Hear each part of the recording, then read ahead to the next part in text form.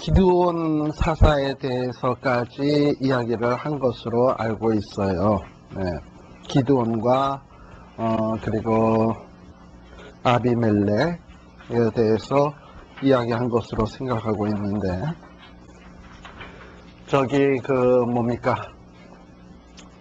사사기의 가장 중심적인 위치를 차지하는 부분이 기드온과 아비멜렉 그 두 부분이라고 말씀을 드렸습니다. 기드온은 아주 혁혁한 승리를 이룬 다음에 백성들이 기드온을 좋아해서, 야, 기드온 같은 사람이 왕이 되면 정말 우리나라가 잘 먹고 잘 지내고 평안히 지내겠다 해서 기드온 보고 왕이 돼달라고 부탁을 하죠. 그때의 기드온은 정중하게 사양을 하게 됩니다. 반면에 아비멜렉 사건에서는 거기 요담의 우화가 나옵니다만, 무화과 나무, 포도나무 이런 나무들에게 가서 우리의 왕이 돼달라 했더니 다 사양했을 때, 가시나무에게 가서 우리의 왕이 돼달라고 하니까는 가시나무가 왕이 됐잖아요. 바로 그 가시나무가 상징하는 것이 아비멜렉 아닙니까? 그냥 자기 스스로 왕이 되려고 했던 자가 아비멜렉이고, 게다가 아비멜렉은 어떻게 왕이 되었냐면 기드온의 다른 형제들을 다 죽이고 그리고 자기가 왕이 됐어요. 그러니까 스스로 왕이 된 자고, 한쪽은 스스로 왕이 되기를 사양을 했고, 그 모습을 통해서 어떤 기드온의 말 속에 나오는 말이지만은 이스라엘의 왕은 누구여야 되느냐? 여호와 하나님이어야 된다라는 것이 어떻게 보면 사사기의 핵심적인 부분이라고 볼 수 있어요. 따라서 사사기 요절이라고 할 수 있는 이스라엘의 왕이 없으므로 라는 말은 실질적으로 왕이 없었다는 것이 아니고, 이스라엘 백성들이 하나님을 왕으로 섬기지 않으므로, 또 왕의 뜻이 뭔지 모르므로, 왕이 주신 율법의 말씀이 뭔지 모르므로 사람들이 각기 자기 소견에 옳은 대로 행하여서 그야말로 개판 5분 전으로 갔다라는 얘기가 사사기의 스토리입니다. 그러다 보니까 이 기드온과 아비멜렉 사건 이후에 사사기의 그 내용의 흐름은 아주 급격하게 하강 곡선, 그러니까 아래로 내리막으로 아주 치닫기 시작을 합니다. 그러니까 점점 더 타락하는 모습을 보여주기 시작을 해요. 그래서 이 타락하는 모습은 몇 가지 측면으로 이렇게 나누어서 볼 수 있는데, 첫 번째는 여러분들 김지찬 목사님 책에는 196페이지가 아마 될 거예요.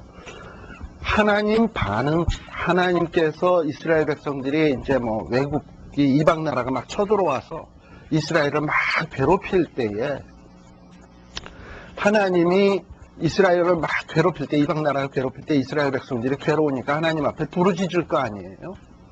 부르짖으면 거기에 대해서 하나님이 리스판스, 그러니까 반응하는 장면이 나오는데, 그 반응하는 것을 보면 이스라엘 백성들이 점점 타락해 가고 있구나라는 것을 알 수 있습니다. 어떤 면에서 그러냐? 기드온 때에 이스라엘 백성들이 하나님 앞에 부르짖으니까, 이전에는 하나님 앞에 부르짖으면 하나님이 즉각 사사를 세워서 구원해 주셨는데, 기드온 때는 하나님께서 이스라엘 백성들이 부르짖고 도움을 요청하니까 하나님이 꾸짖는 장면이 나와요. 거기에다 특별히 꾸짖는 장면이 나오고, 또 그것이 기드온 지난 다음에 한 이따쯤 가게 되면 사사기 10장 10절에서 14절에 보게 되면, 한번 볼까요? 사사기 10장 10절에서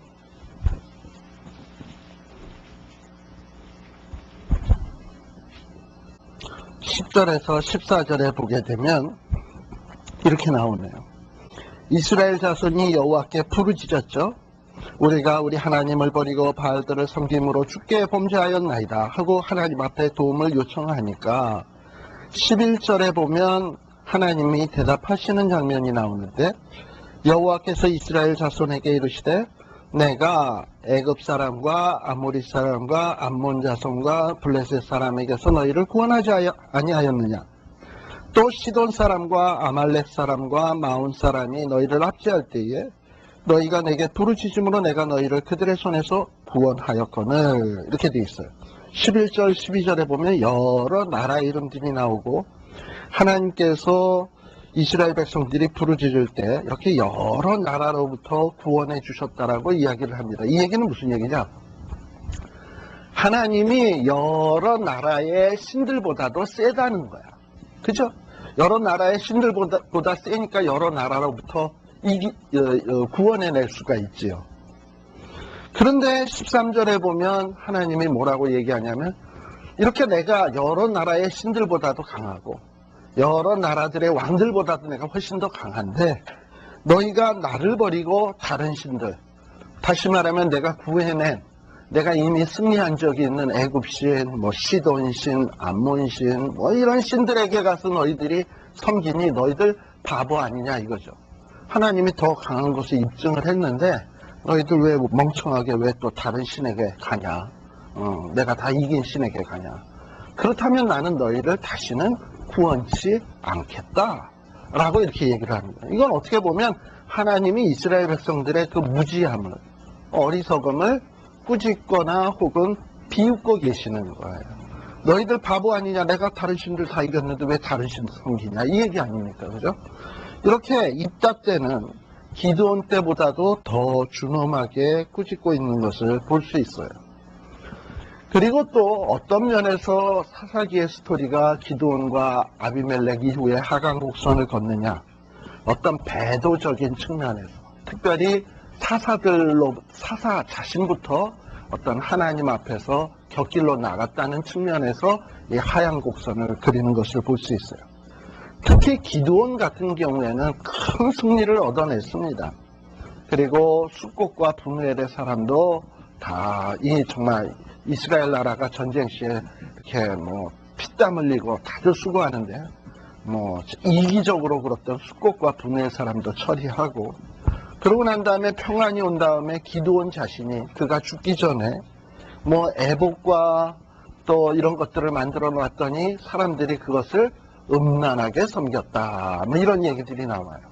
어떻게 보면 이스라엘 백성들에게 우상 숭배 내지는 어떤 음란하게 이런 이방신을 섬기는 길을 터준 자가 누구냐? 어떻게 보면 기드온 자신이라 이 말이에요. 사사 자신.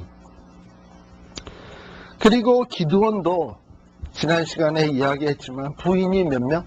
자식이 몇 명? 70명. 그러면 기드온 자신도 하나님이 제정하신 창조의 원리, 한 사람이 한 사람과 합해져서 둘이 한 몸을 이루는 건데 이 기드온은 하나 플러스 여럿 해가지고 한 몸을 이루어서 70을 낳았으니까 뭔가 하나님의 창조의 질서를 어그러뜨린 장본인이다 이 말이에요. 사사들이란 그들이 먼저 솔선수범하고 모범적인 모습을 보여야 되는데 기드온 자신부터가 그렇지를 못했어요. 또 그뿐만 아니라 또 입다 같은 경우엔 또 어떠하냐. 입다는 원래 좀 비류들, 잡류들 하고 어울려 다니던 깽단원 아닙니까? 그러다 보니 사람이 좀 거칠고 처음부터 거칠고 그리고 아주 이기적이고 지가 잘난 줄 알아요. 이런 모습들이 입다의 모습 속에 드러나고요. 그냥 별로 사사답지 못하죠. 오죽이 사람이 없으니까 입다가 뽑혔을까. 그리고 또 입다가 승리한 다음, 전쟁할 때도 내가 전쟁 나갔다가 이기면서 돌아오게 되면은 제일 먼저 마중 나오는 자를 번제로 드리겠다. 지가 뭔 말 하는지도 몰라. 그리고 만일에 사람 나오면 어떡하려고. 사람을 번제로 드리게. 근데요, 당시에는 모압이나 암몬 같은 데서는 사람을 그렇게 불로 태워서 제사 드리는 제사가 횡행하고 있었어요.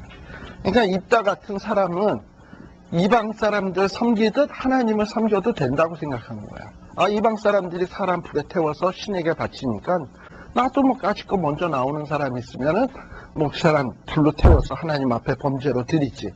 그러니까 뭔가 하나님 섬기는 방법을 올바로 알고 있었던 사람이 아니고, 일단은 어떻게 보면은 굉장히 이 우상 문화에 오염이 많이 되어 있고, 또 우상 문화대로 행하는 거에 대해서 별로 죄의식도 느끼지 못했던 사람이 입다다. 그러니까 어떤 사사들의 모습이 점점 이렇게 퇴행돼 가요. 그리고 또 삼손은 어떠하냐? 삼손은 정말 하나님의 그 율법의 말씀이라고 제대로 지킨 거는 머리 하나 기른 것밖에 없어. 딴 건 다 어겼어요. 나시린 규례 좀 이따 좀 더 자세히 하겠습니다만, 뭐 포도주를 입에 대지 마라 했는데 뭐 맨 잔치야. 삼손은 맨날 부어라 마셔라, 또 기생집에 들어가고, 뭐 전혀 나시린으로서 구별된 생활을 하지 않았던 인물이고, 오로지 그저 머리 하나, 아마도 등치가 좋으니까 머리를 기르면 자기 스타일이 좀 드러나서 그런지 그거 하나는 신경을 꽤 썼던 것 같아요. 그러나 그것 역시 어떻게 되냐, 비밀을 누설함으로 인해서 그것도 완전히 스타일 구기게 되었어요. 이게 삼손이에요. 그러니까 삼손은 사사라고 하기에는 좀 너무 부끄러워요. 힘센 거 외에는. 그리고요, 이렇게 배도적인 측면에서도 그렇고, 또 내란, 우리가 이미 제가 이야기했지만 신명기 이후에서부터, 신명기 이후 그 다음에 여호수아 이런 데 보면은 이스라엘 백성들은 항상 어떤 하나님의 사명을 감당할 때 각자 그냥 따로따로 하는 게 아니라 온 이스라엘이 연합을 해가지고 합심 단결해서 어떤 일을 하도록 되어 있었어요. 그런데 뭔가 사사시대의 기드온 이후에는 뭔가 이스라엘 백성들이 단결되기보다는 분열되는 모습들이 드러납니다. 지난번에도 기드온 때 이야기했습니다만, 에브라임 사람들이 늦지막히 나와서 왜 우리를 이제 불렀느냐, 이런 것도 에브라임 사람들의 이기적인 모습이고요. 그리고 또 숫꽃과 분회를 숫꽃과 분회를 지나갈 때 우리에게 먹을 것을 좀 주고 이랬을 때도 그들은 도와주지 않았던 이런 이기적인 모습을 보이고, 또 기드온 때 어떤 일이 벌어지냐 하면 숫꽃과 분회의 사람들을 다 무참하게 죽이잖아. 가시로 찔레로 찢어 죽이잖아요. 참 이게 온 이스라엘이 합심 단결돼야 되는데 같은 민족의 사람을 죽이는 이런 아주 불행한 사태들이 초래되는 것을 볼 수 있습니다. 또한 아비멜렉 때는 또 어떠하냐? 아비멜렉은 자기가 왕이 되기 위해서 세겜 사람들과 전투를 벌이지 않습니다. 또 기드온의 아들들을 죽였다는 것은, 아비멜렉은 첩의 자식이고 기드온의 자식들은 정실의 자식이지만 어쨌든 아버지는 같잖아. 그런데 형제나 마찬가지인데 자기의 형제들을 이거 민족끼리 분열된 게 아니에요. 이건 형제끼리 이미 분열이 돼가지고 죽이고 살리고 왕권을 놓고 다투는 일들이 생겨지게 돼요. 참 이게 얼마나 안타까운 일입니까? 점점 내리막이라는 얘기고. 그 다음에 또 아비멜렉에서부터는 보통 이제 사사가 세워지면, 사사가 이스라엘 백성들을 구원하고 난 다음에는 그 땅에 평안이 찾아왔다, 태평하였더라, 이런 말이 나오는데, 아비멜렉 이후에는 태평이라는 말조차 나오지를 않아요. 사사기에. 그거 보면 뭔가 이게 점점 내리막으로 치닫고 있구나 라는 것을 볼 수 있습니다. 근데 이렇게 사사시대의 기드온과 아비멜렉 이후 점점 하강국선을 이룰 것이라고 하는 것은 사사기 2장에 보게 되면, 사사기 2장은 전체 사사기에 대한 서론이거든요. 그런데 사사기 2장에 보게 되면 이미 사사시대가 점점 타락할 것이다라는 것을 미리 이야기하고 있어요. 2장 16절에 보시게 되면, 사사기 2장 16절에 보시게 되면, 자, 여기에 보면 여호와께서 사사를 세우사 노력하는 자의 손에서 그들을 건져내게 하셨으나 그들이 그 사사도 청종치 아니하고 돌이켜 다른 신들을 음란하듯 쫓아 그들에게 절하고 여호와의 명령을 순종하던 그 열조의 행한 길을 속히 치우쳐 떠나서 그와 같이 행치 아니하였더라. 사사를 세워서 하나님이 구원해 주셨는데도 사사의 말을 듣지 않았다라고 돼 있어요. 특별히 19절에 보게 되면 또 이렇게 사사를 세워서 뭔가 그래도 구원을 해 주시고 난 다음, 그리고 사사가 죽은 후에는 또 어찌 되었냐? 그들이 돌이켜 그 열조보다도 더욱 패괴해요. 그러니까 그 사사시대 그 이전보다도 더 패괴하여 다른 신들을 쫓아 섬겨 그들에게 절하고 그 행위와 패역한 길을 그치지 아니하였다. 그러니까 사사가 죽은 뒤에는 더욱더 점점 더 패괴하게 됐다. 그러니까 사사시대는 사사가 있어도 말 안 듣고, 사사가 죽은 후에는 더 악하게 되고, 이렇게 될 것을 이미 예언하고 있는데, 이러한 예언이 아니나 다를까 기드온과 아비멜렉 이후에 더욱더 아주 분명하게 드러나고 있습니다. 그 다음에 이 아비멜렉 이후에 그 다음에 이제 등장하는 사사가 누구냐 하면은 이제 아비멜렉 이야기가 10장까지 나오잖아요. 10장까지. 우리가 아비멜렉 이야기를 좀 했나 모르겠어요. 자, 10장에 보게 되면 아비멜렉 이후 10장 1절 아비멜렉 이후 이사갈 사람 도도의 손자 부하의 아들 돌라가 일어나 라고 되어 있습니다. 자, 이사갈은 누굽니까? 12지파 가운데 하나가 이사갈 지파 있죠? 예. 자, 그러니까 이사갈의 지파의 도도의 손자 부하의 아들 돌라가 일어났다라고 되어 있어요. 예. 자, 이 아비멜렉 때 참으로 이스라엘 백성들은 어려움을 겪었습니다. 아비멜렉이 한 6년을 다스렸는데요. 이때 참 이스라엘 백성들은 고달폈어요. 그런데 하나님께서 아비멜렉 후에 도도의 손자 부하의 아들 돌라를 일으키신 것은 이스라엘 백성들을 뭔가 이렇게 아비멜렉 때 힘들었던 상태로부터 구원하기 위함이에요. 돌라.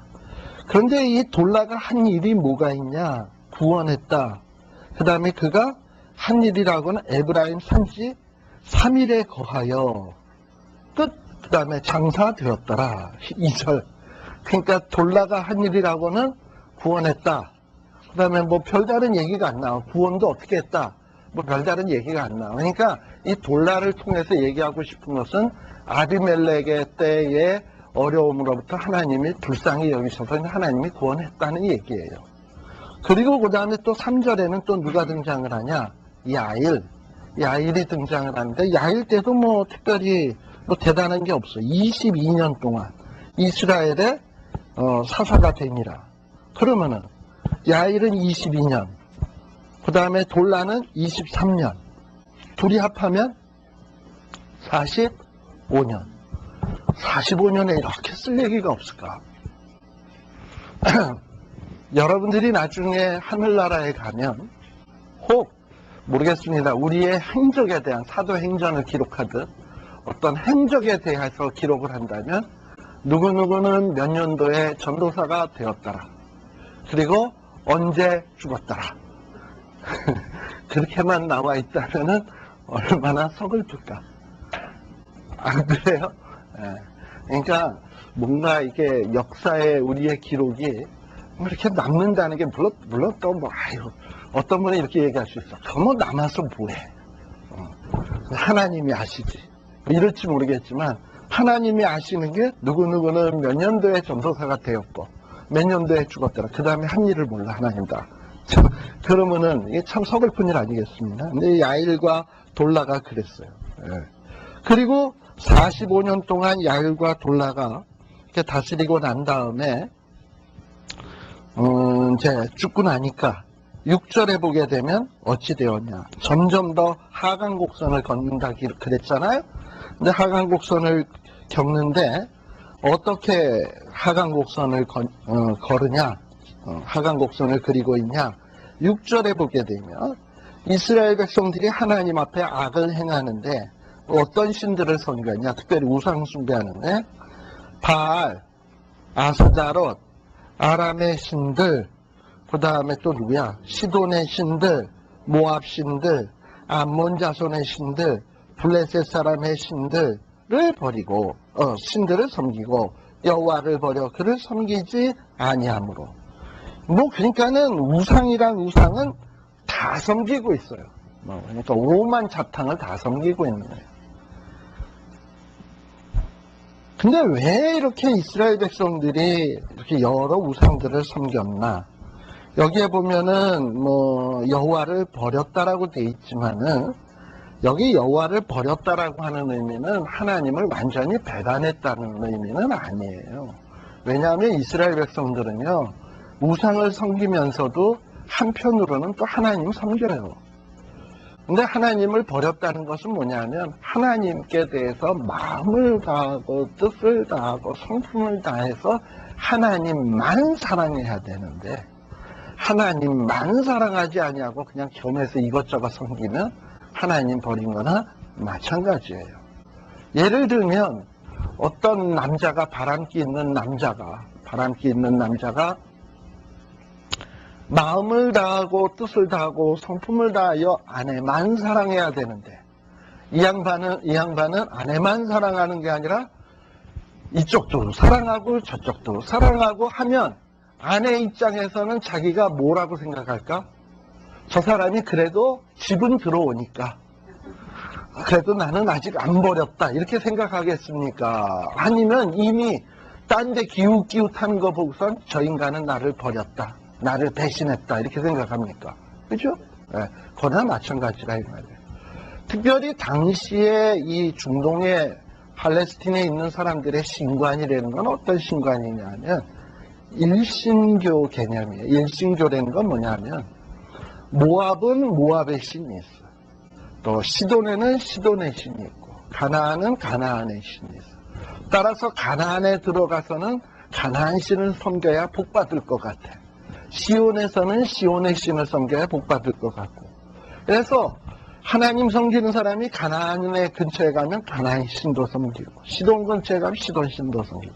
그러니까 양다리가 아니지. 이거는 양다리, 세 다리, 네 다리, 다섯 다리, 여섯 다리 있는 다리, 문어다리처럼 오만 다리 다 걸쳐놓고 섬기는 거예요. 그게 바로 육절이에요. 그러니 하나님 보실 때 얼마나 구역질이 나겠습니까? 결국 어떻게 되느냐? 하나님께서 화가 나서 블레셋 사람의 손과 암몬 자손의 손에 파셨다 해가지고 드디어 이스라엘 백성들이 또 어려움을 겪게 됩니다. 자, 그리고서는 하나님이 이제 세우는 사람이 누구냐 하면은 입다라고 하는 사사를 세우는데요. 하나님이 이렇게 입다라고 하는 사사를 세워서 구원하시는 이유는 뭐냐? 특별히 16절에 보게 되면 이게 바람 소리가 너무 많이 들어가니까 사사기 10장 16절에 보게 되면 자기 가운데서 이방신들을 제하여 버리고 여호와를 섬김에 여호와께서 이스라엘의 곤고를 인하여 마음에 근심하시니라. 여기 보면 이스라엘의 곤고를 인하여 마음에 근심했다라고 되어 있습니다. 이 근심이 뭐냐 하면 우리가 요즘 경기가 안 좋아서 이거 어떻게 먹고 사나, 어떻게 비즈니스를 운영하나, 새끼들은 어떻게 등록금 대주고 공부시키나, 이런 근심이 아니고, 이 근심은 뭐냐면 자기의 백성, 자기의 하나님의 백성들이 어려움을 당하는 것을 보고서는 안타까워하는 심정이 있죠. 예를 들면 애가 어디 나가서 그냥 레프트 훅, 라이트 훅 막 맞아가지고 얻어 터져가지고 엉망진창이 되면 부모가 막 속상해하는 것처럼 그런 근심. 다시 말하면 하나님이 이스라엘 백성들을 곤고해서 구원해내시는 이유는 뭐냐면 이스라엘 백성들을 아주 사랑하시고 또 그들이 고통당하는 것을 보면서 못 견뎌하는 마음, 그러니까 긍휼히 여기는 마음, 이 마음 때문에 이스라엘 백성들을 구원하시는 겁니다. 그러니까 하나님은 철저하게 우리 인생들을 구원하실 때 우리 인간들의 어떤 잘남이나 의로움이나 행위나 어떤 이런 걸 보시고 구원하시는 게 아니고 그냥 우리를 불쌍히 여기는 거야. 우리를 불쌍히 여기시고 그냥 불쌍히 여기니까 그냥 하나님이 안타까우신 거야. 그러니까 그냥 구원하시는 거야.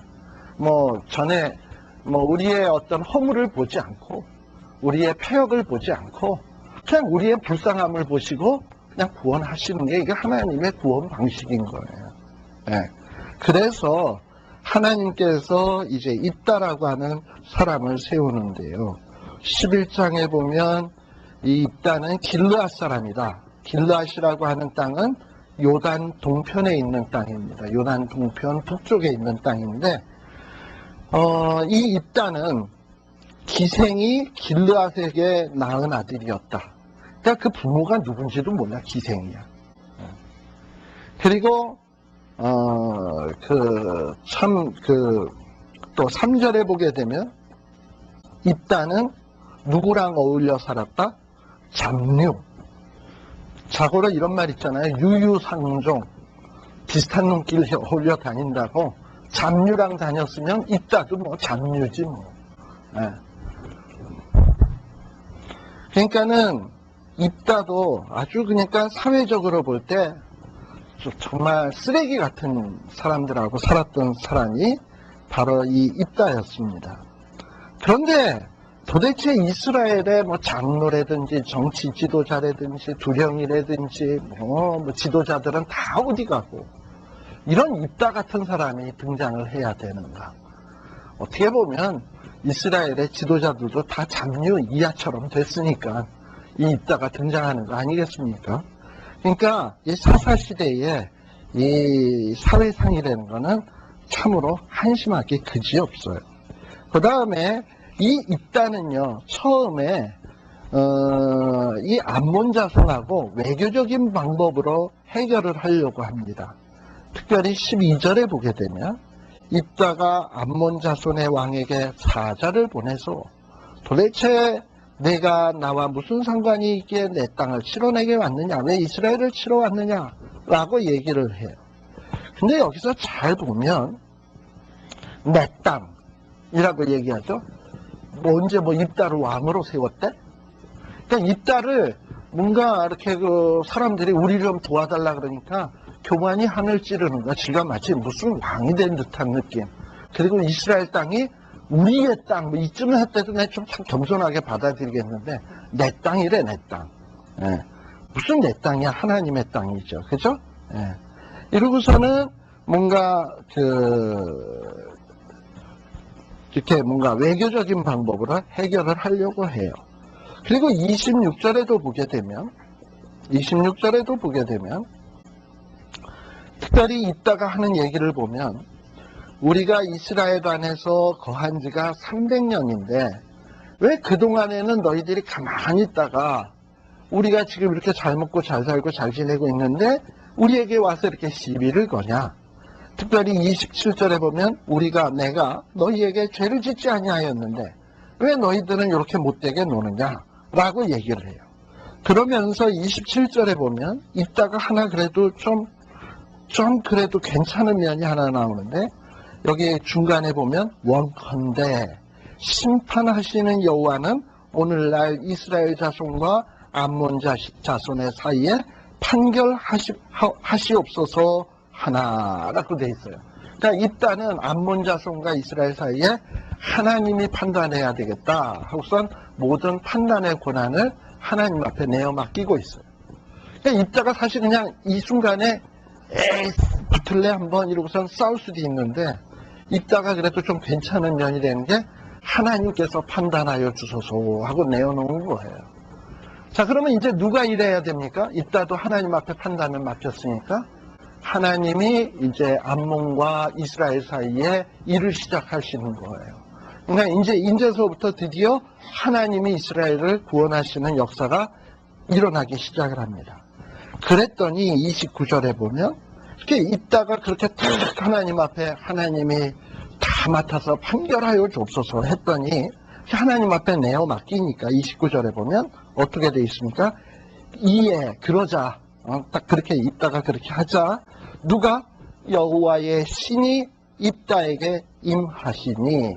그러니까 하나님은 언제 일하시냐?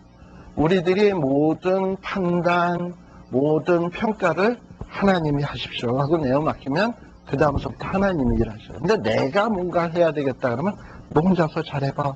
이런 식이에요. 지금 하나님이 입다에게 임하셔서 일을 하기 시작을 합니다.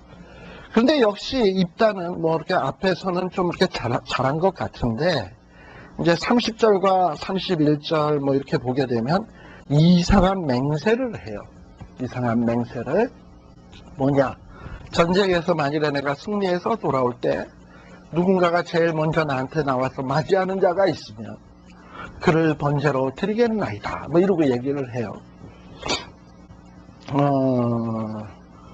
저희 집은요, 제가 어디 나갔다 오면 우리 집에 저를 제일 먼저 맞이하는 사람이 누구게요? 강아지. 강아지가 제가 나가면은요, 문 앞에까지 이렇게 나와서 문구멍에다가 고개를 뽁 빼고 계속 앉아 있어요. 그리고 이제 들어오면 그때 그냥 꼬리치고 난리를 쳐요. 저만 기다려. 그리고 또 제가 집 안에 있으면은 제 집하고 제일 가까운 창문 쪽에 바깥에다 키우거든요. 그쪽에서 또 웅크리고 있어요. 아무튼 졸졸졸. 근데 나갔다 들어오면 꼭 그래요. 입다도 아마 뭐 지가 사랑하는 강아지가 있었든 양이 있었든 뭐 그래서 이걸 바치겠나이다 했는지 모르겠지만 그러다 딴 게 나오면 어떡할라. 예를 들면 저도 뭐 강아지를 생각하고 내가 강아지라도 바쳐야지 하고 했는데 와이프가 나왔다. 그럼 무쩔라고. 왜 입다는 지가 뭔 말 하는지도 모르고 그냥 무조건 바치겠다고 지금 얘기를 한 거란 말이지. 근데 이게 왜 그러느냐. 지금 어느 나라랑 전쟁합니까? 어느 나라랑 전쟁합니까? 입다가? 암몬. 이 암몬이라고 하는 나라의 신은 몰렉이에요. 몰렉. 이 몰렉이라고 하는 이 신은 보통 어린 아이를 불로 태워서 자기의 신에게 바쳐. 그러니까 인신제사를 지내는 나라가 암몬이야. 그런데 지금 입다는 암몬이랑 싸우면서 암몬의 풍습을 자기가 지금 사용하고 있는 거야. 암몬의 풍습을 가지고 하나님을 섬기는 데 사용을 하고 있는 거야. 웃기지 않아요? 그러니까. 근데 우리가 이렇다니까. 우리의 싸움은 뭐라고요? 혈과 육의 싸움이 아니라 하늘의 권세자들과 싸우는 게 우리 영적 전쟁을 싸우는 거예요. 우리의 적은 세상이고 우리의 적은 사탄 마귀야. 그런데 때로는 우리가 이런 원수들하고 싸우면서 그 원수들이 하는 그 풍습을 그대로 가져다가 우리는 사용하면서 원수랑 싸운대. 이 웃기는 얘기 아니에요? 이따도 그런 식이야. 그러니까 원수들이 하는 신을 섬기는 풍습을 그대로 도용을 해가지고 하나님 앞에서 내가 번제로 드리겠나이다 하고 얘기를 하는 거예요. 그랬더니 아니나 다를까 이 말이 씨된다고 누가 제일 먼저 짠 나왔어요? 딸이 나왔어. 딸이 짠 나온 거야. 그러다 보니까 사람들은요, 이 성경 해석을 하는 데 있어서 과연 입다와 같은 사사가 자기의 딸을 인신제사로 드렸을까? 이것은 아마도 그렇게 사람을 불로 태워 죽이는 게 아니라 마치 자기 딸을 하나님 앞에 감사해서 구별을 해서 성직자로 바친 것이 아니겠냐라고 얘기하는 사람이 있어요. 예를 들면 카톨릭 신자들 가운데 보면 하나님에 대해서 너무 사랑을 해가지고 자기 딸내미를 시집 안 보내고 수녀를 보낸다든지 또는 자기 아들을 장가 안 보내고 신부로 보낸다든지 뭐 이런 식으로 어떤 이 딸애를 시집 안 보내고 하나님 앞에 수녀로 뭐 이런 식으로 헌신하는 자로 돌리는 것 아니겠냐라고 얘기를 하는 거예요. 물론 어떻게 보면은 일리는 있어요. 근데 거기에는 성경에서 근데 그렇게 얘기하지는 않았고 번제로 드리겠다고 했으면 번제는 분명히 불로 태워드리는 제사예요. 그렇죠. 그리고 나중에 그러니까 지금 제가 설명을 하잖아. 이게 지금 맞는 해석이 아니라니까. 근데 왜 그런 해석을 하느냐 하면은 자꾸 머릿속에 성경에 나오는 인물들은 훌륭할 것이다. 그러니 그들은 나쁜 짓을 할 수 없다. 라는 전제를 머릿속에 탁 해놓다 보니까 어떤 사사들이 그런 행동한 것을 자꾸 좋은 쪽으로 해석을 하려고 해서 그래. 그런데요, 성경은 결코 어떤 인물에 대해서도 미화하거나 좋게 얘기하려고 하는 데가 없어요. 인간은 있는 그대로 판단해요. 심지어 다윗같이 훌륭한 왕도 이제 이후에 보겠습니다만, 뭐 사무엘서라든지 사무엘하 같은 데 보게 되면 다윗이 실수한 것을 아주 적나라하게 그대로 다 기록한단 말이지. 잘한 건 잘한 거고 못한 건 못한 거고 그렇게 기록하지, 다윗이 앞부분에 잘했기 때문에 뒤에 못한 것까지를 미화해서 이렇게 아름답게 꾸미지 않는다 이 말이에요. 따라서 우리가 성경을 해석할 때 어떤 사람에 대해서 나오는 걸 이렇게 볼 때 이 사사는 이럴 리가 없지, 그래서 내 멋대로 해석할 것이 아니라 있는 그대로 해석하는 게 좋아요. 그런데 그것이 맞는 것이 뒤에 보면은, 나중에 보면 왜 울어? 그렇게 뭐 수녀를 보냈으면 뭐 좋아하고 찬송하고 막 이래야지. 38절에 보게 되면 뭐라 그러냐면, 동무들과 함께 산 위로 가서 처녀로 뭐를 인하여?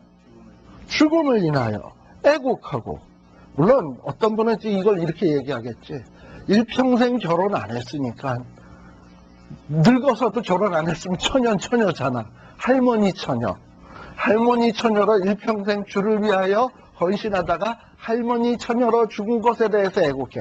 아니, 할머니가 죽는 게 당연하지 애곡할 이유가 뭐가 있어? 처녀라는 게 이게 할머니 처녀를 애곡하겠어요? 젊은 처녀가 죽어야 애곡하지?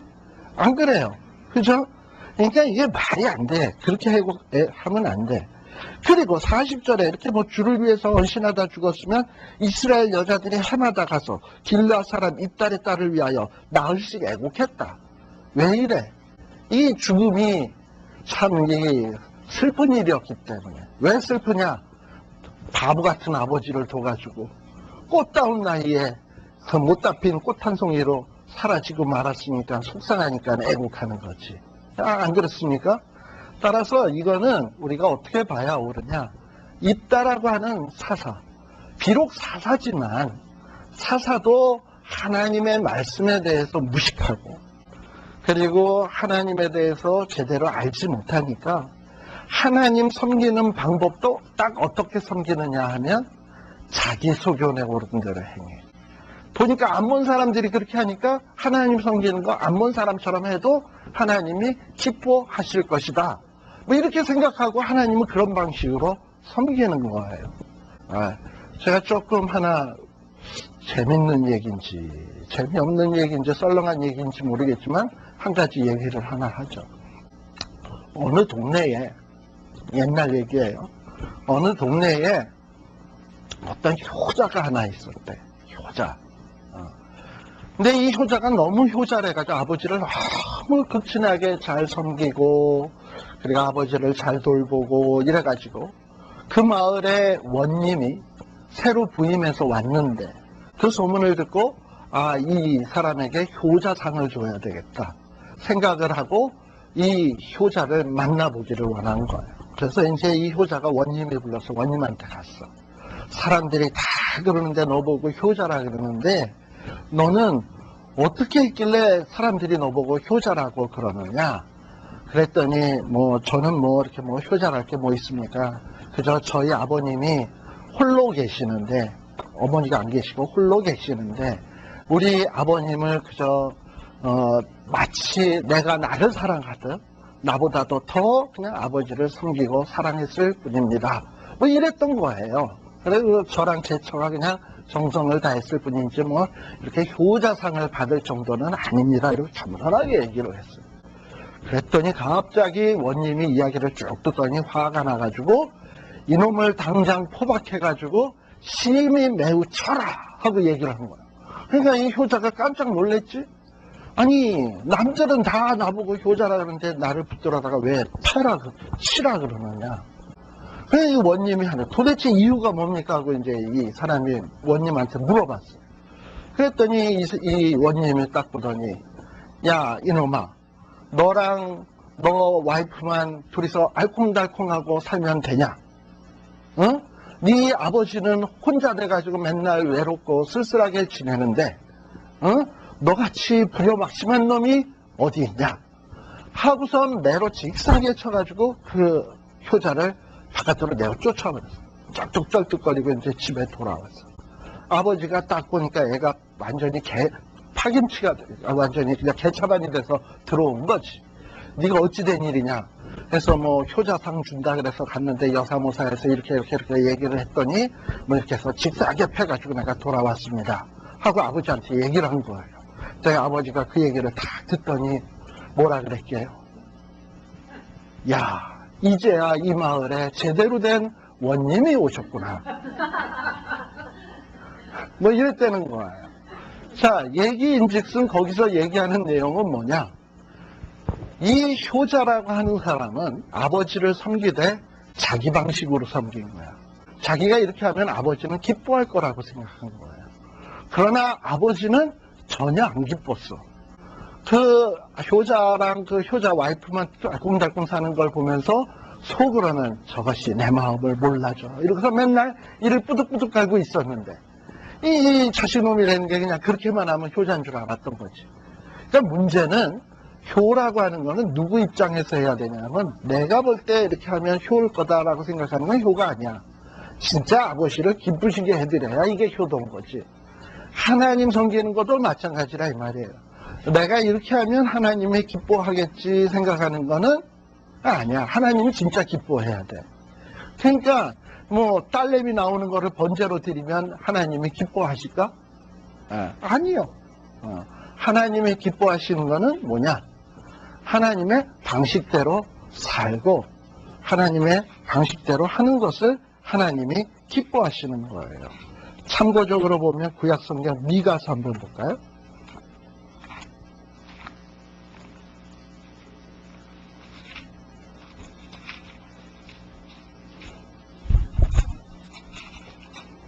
자, 미가서 6장 6절. 미가서 6장 6절. 미가서 6장 6절. 1296페이지. 미가서 6장 6, 7, 8절. 다 같이 시작.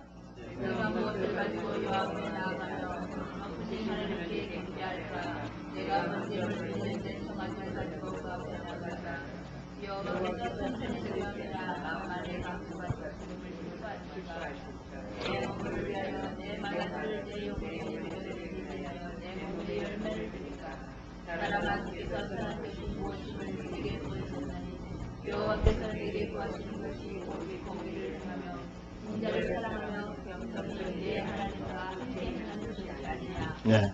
미가 시대에도 그랬어요. 사람들이 뭐 하나님 앞에 번제 드리면 송아지 바치면 뭐 천천의 수양을 드리고 만만의 강수 같은 기름을 드리면 하나님이 기뻐하지 않을까.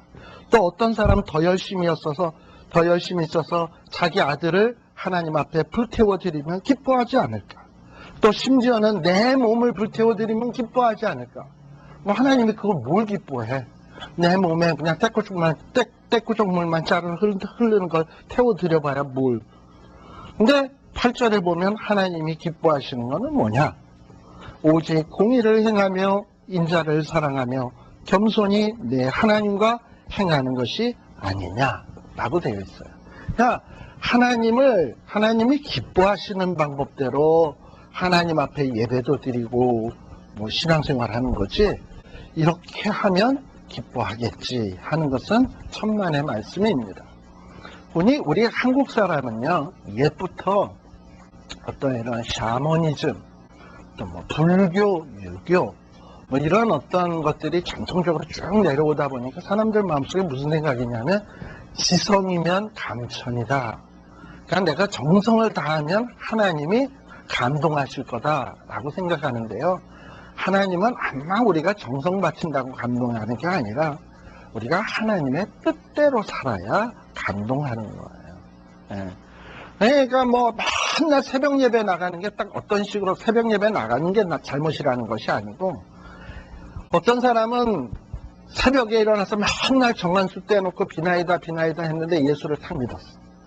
성경책은 하나도 안 읽었어. 말씀에 대해서는 되게 무식해. 근데 이제 하나님을 믿었으니까 하나님을 섬기기 위해서 어떻게 하냐? 자, 옛날에는 정한수 떠놓고 나무 밑에서 이렇게 했는데, 이제는 교회 가서 이거 하는 거 외에는 딴 게 없어. 머릿속에 아는 거는 하나도 없어. 똑같아, 그냥. 그거는 하나님이 기뻐하시는 게 아니에요.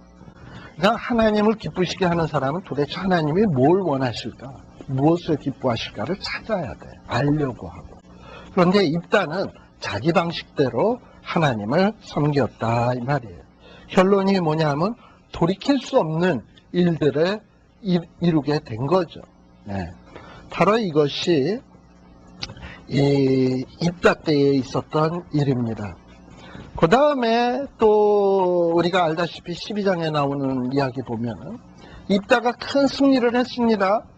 그랬더니 또 아니나 다를까 에브라임 사람들이 짜잔 나타나가지고 왜 기드온 때처럼 왜 우리를 부르지 않았느냐, 항우산 시비를 건다 그랬죠. 그러나 이거는 사람을 잘못 고른 거야. 기드온은 원래 마음이 포할 만한 사람이에요. 왜냐, 뭐 하나님이 내가 너와 함께해서 이스라엘 백성을 구원하겠나이다 그랬더니 나는 아셀 지파에 가장 작으냐고 나 같은 게 뭘 하겠냐 이랬고, 또 하나님이 이제 이 바알신이랑 아세라상을 찍어서 땔감으로 만들어서 번제로 드렸잖아요. 근데 이거를 100주에 대낮에 하지 못하고 밤에 했다는 건 겁이 많은 사람이에요.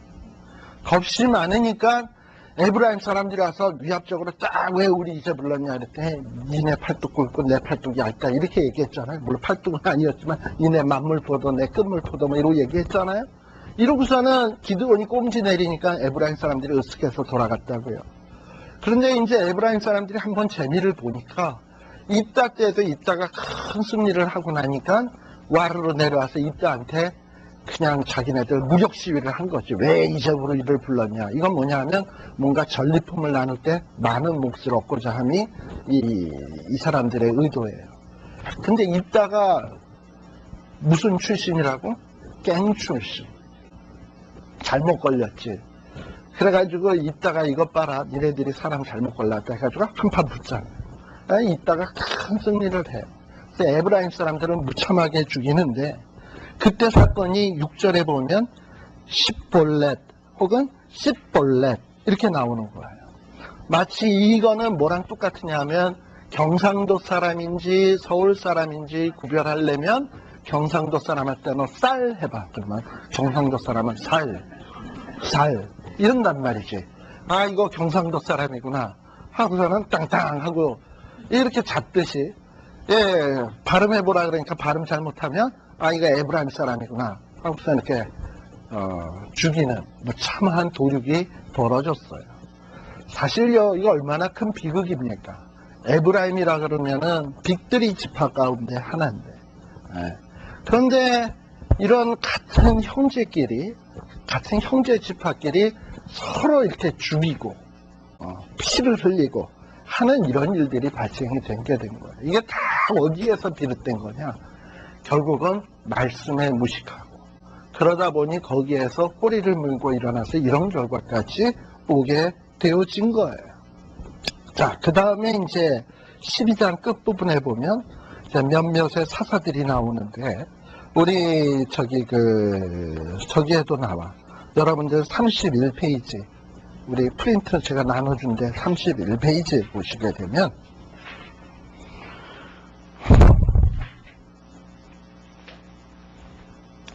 (31페이지에) 보면 이제 입산이라고 하는 사사가 나오고요. 여러분들 그 성경책에는 몇 장이냐면 12장 8절, 12장 8절. 근데 여기에 보면 이제 사사들 몇 사람이 나오는데 12장 8절에 보면 입산이 나오고요. 그 다음에 또 13절에 보면 또 누가 나오냐면, 물론 10절에도 나오죠. 근데 이제 11절에 스불론 사람 엘론이 나오죠. 그 다음에 또 13절에 보면 비라돈 사람 하고 나오죠. 비라돈 사람 힐렐 하고 나와요. 그런데요, 아까 제가 이사갈 사람 얘기한 거 기억나요? 이사갈은 12지파, 12아들 중에 하나, 12지파 중에 하나야. 그런데 여러분 알다시피 지금 여기 8절에 보면 입사는 그 앞에 베들레헴 사람 베들레헴 입산이라고 돼 있어요. 베들레헴이 12지파 가운데 하나예요? 자, 아까 이사갈은 분명히 사람 이름이고 지파 이름이고 베들레헴은 지명 이름이야. 예. 그러니까 이전에는 어떤 사사를 얘기할 때 어느 출신, 어느 지파 사람, 어떤 혈연 관계가 있는 지파 사람으로 일컬어지던 게 이 사사기 후반에 이르게 되면 어느 지파 사람이 아니라 어느 동네 사람, 지명 이름이 나와요. 이 얘기는 무슨 얘기냐면 이제 이스라엘 백성들이 사사시대에 워낙에 침략을 많이 받다 보면 이 자기 땅에서 살질 못해. 쫓겨나가지고 이 산골로 올라가든지 다린 동네로 피신하든지 뭐 이러면서 살다 보면 결국엔 타양살이 몇 해던가 뭐 이러고서는 손꼽아 헤어보니 그러면서 타양살이 하면서 살면서 이제는 경상도 피양에 있던 사람이 서울 사람이 돼버린 거야. 평양에 있어야 돼서. 우리 월남한 분들이 다 그렇잖아요. 우리 부모님도 평안북도 철산군 백남면 풍천동 사사 1번지 사는 사람이에요. 그런데 월남해 가지고는 저기 남쪽으로 내려오셨단 말이지. 그러고서는 뭐 지금 다 서울말 쓰시고 뭐 서울 사람처럼 다 돼버린 거잖아요. 예. 그러니까 어떤 그 혈연, 어떤 자기의 그 지파의 땅을 지키지 못하고 흩어져 가지고 어느 동네 골짜기에 들어가서 그 동네 사람이 되어버린 거예요. 그러니까 이게 뭐냐면 사사시대의 사사들마저 어떤 자기의 기업을 지키지 못하고 쫓겨나서 어떤 시골 동네 사람 출신처럼 되어버렸다라는 얘기예요. 또 누구도 그러냐면 13절에 보면 여기 압돈도 보면 비라돈 사람, 힐렐이 뭐 12지파 중에 하나인가? 힐렐은 그냥 아버지 이름이야. 비라돈은 지명이고. 비라돈이면 이건 무슨 지명 이름이지. 그러면 이게 뭐냐? 어느 지파 사람인지도 모르게 되어버렸단 말이지 이제. 그러니까 이스라엘 백성들의 여호수아 때는 12구역으로 12지파에게 땅을 다 레위 지파는 물론 제외지만 11지파에게 땅을 다 나누어 줬는데 그리고 자기의 구역들을 다 정해 줬는데 이런 것들이 다 엉망진창이 되어버린 거예요 이제. 그리고 자기의 기업을 다 잊어버렸어요. 우리 찬송가에 보면 저는 옛날에 우리 한국에서 총신에서 신학 공부할 때 우리 학교 교가처럼 불렀던 찬송이 있거든요. 그게 뭐냐 하면 나의 영원하신 기업 생명보다 귀하다 이거였거든요. 자, 그러니까 이스라엘 백성들에게 하나님이 땅을 주신 것은 그들에게 기업으로 주신 것. 기업이라고 하는 건 뭐냐면 일감이라는 얘기예요. 맡아서 잘 관리하고 보존하고 유지하는 일감. 근데 그 일감이라는 거는 우리 아까 찬송가에 나오면 뭐같이 기억해야 돼? 나의 영원하신 기업. 뭐보다 귀하더라? 생명보다 귀하다. 이렇게 해야 되는데 이거 뭐 그 기업을 지키지를 못하고 다 쫓겨나가지고 이렇게 돼버린 거예요. 그러니까 사사시대의 이 후반부의 모습들이 얼마나 암울하고 참 별 볼 일 없이 되었나 하는 것을 볼 수 있습니다. 그리고 여기 8절에 보게 되면 입산이라고 하는 사사. 입산이라고 하는 사사가 보면 사사가 된 다음에 뭐 했냐? 한 일이라고 뭐가 있냐면 아새끼들 낳은 것밖에 없어. 그저 한 일이라고는 물론 여러분들 성경에 보면 에녹도요. 한 일이라고는 자식 300년 동안 하나님과 동행했다라는 말 외에는 자녀 낳았다라는 뭐 자녀 낳았다는 게 잘못이 아닌데 여기 9절에 보면 이 친구는 분명히 아들이 30, 딸이 30. 그러면 합이 몇이야? 60? 부인 하나일까요? 여럿일까요? 만일에 하나라면 이 와이프는 60년 동안 애들이 그냥 배불렀다 낳고 조산하고 어떨 땐 쌍둥이로 낳고 막 뒤집다 이렇게 해야 한 20세에 결혼해서 80까지 이렇게 낳아야 이게 가능한 거야. 이거 분명히 하나 아니야 이거. 그죠? 그러니까 사사들이 기드온도 마찬가지고 뭐냐면은 일부 다처주의 사회였잖아요. 이런 중동 지역은. 이 당시에도 지금 요즘도 그래. 이 중동 지역은 일부 다처 한 사람들이 많아요. 그리고 부인 열어두는 것을 자기가 어떤 자기의 부의 상징이고 자기의 어떤 지위를 과시하는 것이고 이래가지고 부인 열어두는 것을 굉장히 자랑거리로 생각합니다. 그러니까 입산도 뭐냐면 내가 사사인데 와이프 하나여서야 되겠냐. 이쯤 되면 내가 최소한 대여섯은 거느려야지. 이래야 이 정도 나오는 거예요. 대여섯 하더라도 여섯으로 친다 하더라도 한 부인이 10명씩이니까 그것도 아닌 것 같다. 더 될 것 같다. 그죠?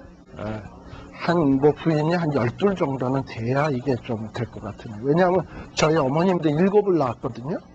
그러니까 저희 어머님 같은 여자라 하더라도 참 그거 계산이 중요한 게 아니고. 그런데요, 여기 또 하나 특이한 것이 이렇게 딸 30, 아들 30 두었는데 특이한 것이 뭐냐면 아들도 그렇고 딸도 그렇고 다 어디로 시집을 보냈다? 타국으로 시집 보냈고, 딸들은 타국으로 시집 보냈고, 아들들은 어디에서 또 여자 30을 데려왔어? 타국에서. 그러니까 애가 60이 있었는데 60 다 국제 결혼시킨 거야. 왜 그랬을까요? 왜냐하면 이건 간단해. 입사는 사사니까 뭔가 나라를 평안하게 하려면 주변국들의 침략을 안 받아야 돼. 그러려면 주변국하고 친하게 지내야 되는데 가장 친하게 지낼 수 있는 방법이 뭐냐? 그들과 친척 관계를 맺으면 돼요. 그래서 솔로몬의 방법이에요. 그러니까 딸내미를 그쪽으로 시집 보내고 아니죠. 딸내미를 시집 보내고 거기 있는 딸내미를 데려오고 그래가지고 주변 나라를 다 그냥 좌우지간 사돈지간을 만들어버리니까 평안이 유지될 거다. 나름대로 머리 쓴 거예요.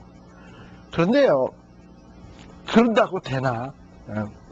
그러니까 이게 뭐냐면 다 이게 뭐냐면 자기 소견에 오른 대로, 자기 소견에 오른 대로, 이게 하나님 소견에 오른 대로 한 게 아니에요. 이러고 죽었어. 입사는 7년 동안 이렇게 다스리다가. 그 다음에 또 누가 사사가 되냐 하면 엘론이 되었는데요. 뭐 엘론도 뭐 특별히 한 일이 없어. 근데 13절에 보게 되면 또 누가 나오냐면 비라도는 사람 힐렐의 아들 압돈이 나오는데, 또 이 압돈도 자식이 만만치 않게 많네. 아들이 40, 손자 30. 여기 딸은 끼지도 못했네. 그죠? 근데 딸들도 있었겠죠?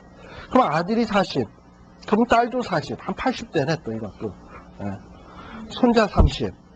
근데요, 아들들한테는 다 뭘 줬냐 하면은 어린 나귀 70피를 탔었더라라고 되어 있습니다.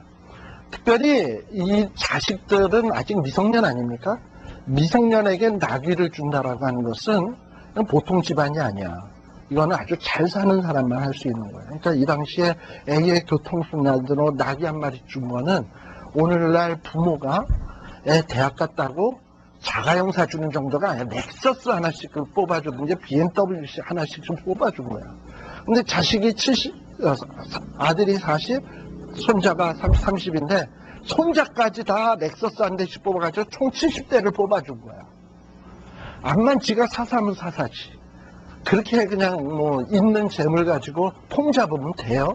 예. 그러니까 사사들이라는 게 생각이 없어. 그냥 사사라는 그 권위, 지위만 누릴 줄을 알았지, 내가 사사가 돼서 어떻게 하면 하나님을 기쁘시게 할고 하나님이 원하시는 것이 무엇일까, 뭐 이런 거에 대한 사명의식이나 생각이라는 게 눈꼽만치도 없었다 이 말이에요.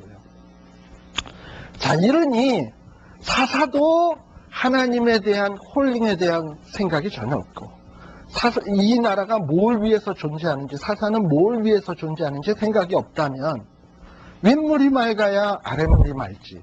위에가 그 모양 그 꼴이면 아래에 있는 사람은 뭘 생각하겠냐 이 말이야.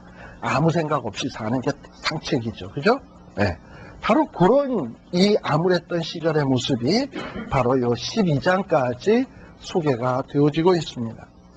자, 그러면 잠시 쉬었다 가도록 하죠.